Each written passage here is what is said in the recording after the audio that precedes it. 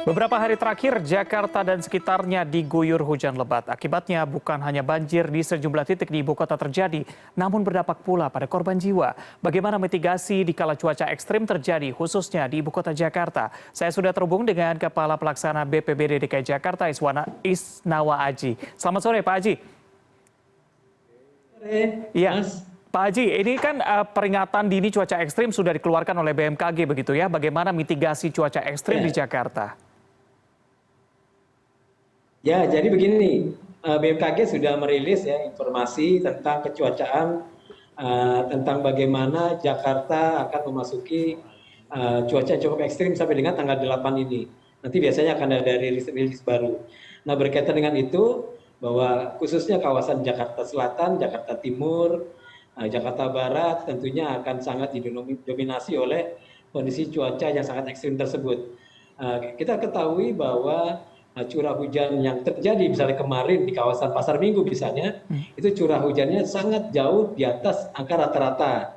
Sehingga yang terjadi adalah hujan menggenangi banyak kawasan-kawasan yang ada khususnya di kawasan Jakarta Timur, Jakarta Barat, dan kemarin yang cukup parah adalah Jakarta Selatan. Demikian, Mas. Oke, Pak Haji, daerah mana saja nih yang rentan terhadap bencana seperti banjir di Jakarta? Tadi ada menyebutkan Jakarta Timur, Jakarta Selatan, Jakarta Barat, begitu daerah mana saja persisnya begitu? Ya, jadi kami Pemprov DKI Jakarta sudah ada peraturan gubernur nomor 13 tahun 2021 ya, di mana ada 25 kelurahan rawan banjir di DKI Jakarta. Misalnya di Jakarta Barat itu ada kawasan Rawabuaya, Tegal Alur, Kedoya Selatan, Kedoya Utara, termasuk juga Kembangan Utara. Kemudian yang cukup banyak juga di Jakarta Selatan, ini di Cipete Utara, di Petogogan, Cipulir, Pondok Pinang, Ulu Jami, Pondok Labu, Bangka, Pejaten Timur, dan Jati Padang. Untuk Jakarta Timur, ada kawasan Bidara Cina, Kampung Melayu, Cawang, Cililitan, Cipinang Melayu, Kebon Pala, Makassar, dan Rambutan. Dan terakhir, Jakarta Utara ada di Pademangan Barat, Pluit, dan Rorotan, Mas. Jadi di lokasi-lokasi ini terus kita pantau, kita lakukan perkuatan lah istilahnya dengan personil BPBD untuk terus memantau kawasan-kawasan, jalan-jalan protokol, pemukiman, bantaran kali sungai untuk terus kita awasi kondisinya. Sampai contoh, BPBD setiap hari, setiap jam, kita terus mengupdate kondisi cuaca. Jadi kita selalu menginformasikan kepada warga Jakarta bagaimana prediksi cuaca Jakarta, apakah di Jakarta Selatan akan turun hujan dengan sangat lebat, apakah di Jakarta Utara akan ada angin kencang, petir, dan lain-lain.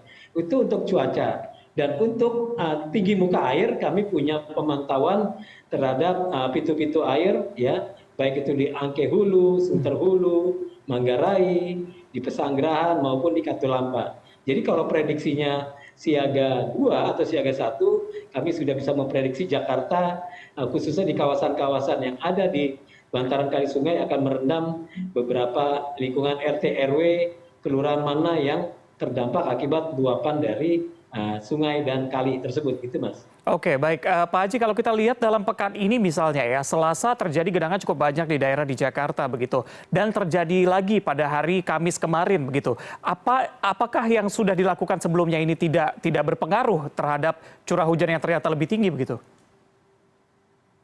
Sebetulnya Pemprov DKI Jakarta sudah banyak melakukan berbagai upaya, misalnya pengerukan kali dan sungai, pembuatan vertikal drainase, membebaskan lahan-lahan untuk ruang terbuka hijau, ya. Kita juga terus melakukan upaya-upaya mitigasi, tetapi memang selain upaya yang sudah dilakukan, kita juga memahami bahwa informasi dari BMKG ada namanya gejala atau fenomena La Nina. Ini melanda tidak hanya di Indonesia, tapi juga melanda misalnya di kawasan Asia Tenggara lainnya seperti Filipina dan lain-lain. Nah, tentunya kita juga harus terus merespon upaya-upaya tersebut. Tetapi upaya pengurangan genangan dan banjir terus dilakukan oleh pemerintah Provinsi DKI Jakarta. Nah, di cuaca ekstrim ini, Pemprov DKI Jakarta, BPBD mengajak semua warga masyarakat, ayo kita terus monitor lingkungan kita, ya, gorong-gorong kita, saluran kita, apakah ada sumbatan, dan lain-lain. Termasuk juga melakukan upaya-upaya tadi, melakukan pengerukan, pelebaran, normalisasi kali sungai, waduk danau, embung dan lain-lain. Oke, Demikian, Mas. baik Pak Haji. Ini kalau kita lihat misalnya yang salah satu yang terdekat dari lokasi saya adalah di kawasan Kemang begitu ya, yang memang sudah langganan sekali ketika hujan deras akan terjadi banjir, begitu pula yang terjadi pada hari Selasa lalu. Melihat kondisi saat ini, apa yang sudah dilakukan agar kejadian yang sama tidak terulang begitu? Yang pasti perlu melakukan tadi, contohnya adalah melakukan pengerukan dan normalisasi kali dan sungai. Kita tahu banyak sungai atau kali di Jakarta yang mungkin sudah mengalami penyempitan dan mengalami pendangkalan. Dinas Sumber Daya Air Provinsi DKI Jakarta terus melakukan upaya-upaya pengerukan, membuat seat pile, tanggul-tanggul penahan, melakukan pengerukan terhadap kali sungai waduk danau, agar upaya untuk menampung debit air pada saat terjadi hujan yang sangat ekstrim, apalagi ditambah dengan bahasanya kiriman air yang sangat besar ya, pada saat di hulu terjadi hujan yang sangat lebat. Kita juga pernah mengalami di mana pada saat Depok dan Bogor mengalami cuaca cukup ekstrim, 5-6 jam kawasan-kawasan Jakarta Selatan misalnya seperti Bangka, Kebon Baru, Kalibata, Warung Jati, Rawajati, Condet itu pasti akan tergenang banjir ataupun mengalami banjir, khususnya di pemukiman-pemukiman yang ada di bantaran kali dan sungai. Oke, Demikian, baik. Pak Haji tadi ada mengatakan bahwa memang ini harus dalam usaha bersama begitu ya, tak hanya dari Pemprov DKI Jakarta tapi juga dari warga sekitar. Nah, apa yang bisa dilakukan oleh warga, terutama mereka yang tinggal di lokasi yang rawan banjir begitu? Ya, kita tahu misalnya Kementerian PUPR ada namanya Balai Besar Wilayah Ciliwung Cisadane BWCC ya. Untuk Ciliwung mereka terus melakukan upaya-upaya normalisasi, penataan dan pembenahan terhadap bantaran-bantaran Sungai Ciliwung misalnya. Ya tentunya program-program bersama antara pemerintah provinsi dan pemerintah pusat, dalam ini Kementerian PUPR, seperti upaya ke depan memindahkan warga bantaran kali sungai ke rusun-rusun misalnya, itu menjadi salah satu solusi untuk melakukan penataan bantaran kali dan sungai. Kita mengenal dulu ada namanya jalan inspeksi, di mana sebetulnya kali dan sungai mempunyai jarak bebas sekitar 5-10 meter untuk tidak dihuni oleh warga pemukiman.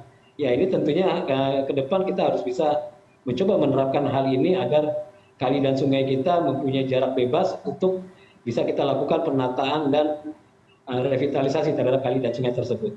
Demikian, Mas. Oke, baik. Tentu kita harus jaga lingkungannya bersama agar banjir tidak kembali terjadi, apalagi sampai memakan korban jiwa begitu ya, seperti kemarin.